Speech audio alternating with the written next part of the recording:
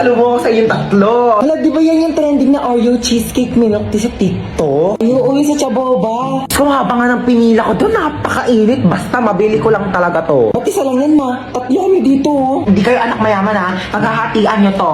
O yan, hatian na naman.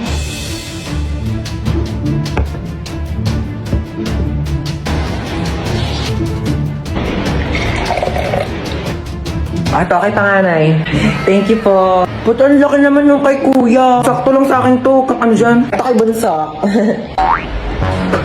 Ma, bakit ang laki nung kay bunso? Ang daya naman nung kay Bunso, ma. Lahat nakatanaw sa kanya, eh. Ano ba kayo? Pagbigyan nyo na si bunso, minsan lang yan naging bata. Ma, yung sa akin pa. Ay, sa'yo pala, princess. O, ito. Ma, wala naman ng milk dito. Puro cheesecake na lang natira eh. Nasaan yun yung cheesecake? Gusto niyo cheesecake? Bigay mo sa akin yung cheesecake!